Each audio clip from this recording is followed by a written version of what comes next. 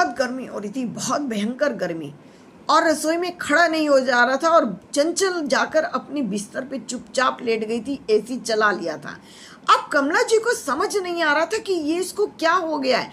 अभी अभी तो ये ठीक ठाक घूम रही थी, अब ये क्या हो गया। और रूबी अपने मायके जा चुकी थी। अब खाना किसको बनाना था, अपना भी, किशनलाल जी का भी, बेटे का भी और बहू का भी। कोई बात नहीं, आज मैं बना लेती हूँ। जब पूरे महीने ये बहुएं लगी रहती हैं तो एक दिन बनाने में मुझे क्या दिक्कत हो जाएगी।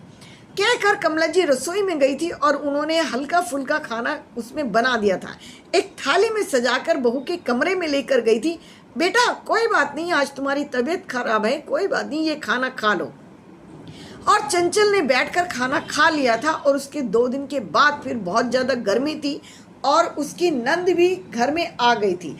अब नंद को देखते ही जैसे उसका पूरा मूड खराब हो चुका था।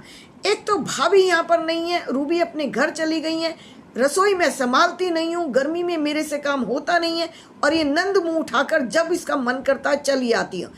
पास में रहने का मतलब ये तो नहीं होता है कि वो रोज़ रोज़ हमारे घर में आके बैठ जाए। जब मन करता है अपने बेटे का हाथ पकड़ती हैं और शाम को चली आती हैं, फिर 2 दिन रुकती हैं, फिर चली आती हैं। अब रसोई में घुसना तो मुश्किल हो गया और मम्मी जी इनको कुछ कहती भी नहीं है। फिर सिर बांधकर पड़ गई थी। अब फिर कमला जी ने कहा था ये आज फिर इसको क्या हो गया, आज फिर इसको कुछ चक्कर से आने लग गई है, फिर इसको गर्मी लग रही है। कोई बात नहीं बेटा, मैं बना लेती हूँ। अपना और बेटी का और बहू का सबका खाना बना गया था। लेकिन अब उन्हें समझ में आने लगा था कि ये तो इसका बार बार का कुछ हो गया है। जब भी कोई आता है, जब भी गर्मी होती है, इसे चक्कर आने लगता है। किशनलाल जी से बात करी थी, सुनते हो जी, मुझे समझ नहीं आ रहा, इसको कोई बीमारी है, कोई परेशानी है, चलो इसको डॉक्टर को दिखा कर लाते हैं, कहीं इसको गर्मी में कोई दिक्कत तो नहीं हो रही है। दोनों डॉक्टर के दिखा कर लाए थे और उन्होंने कहा था बहू को कोई दिक्कत नहीं है, इसको विटामिन की गोलियां दे दीजिए और ग्लूकोन डी पिला दीजिए, गर्मी लगी है और कोई कारण नहीं है।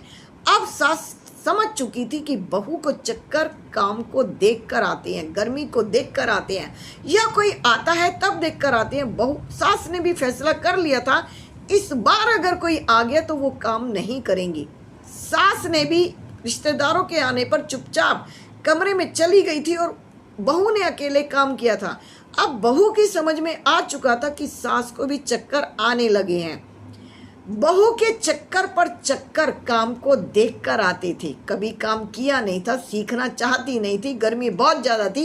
एग्जॉस्ट फैन भी रसोई के अंदर नहीं था। किशनलाल जी ने कह दिया था इस बार रसोई में एग्जॉस्ट फैन लग जाएगा तो बहू को चक्कर आने बंद हो जाएंगे।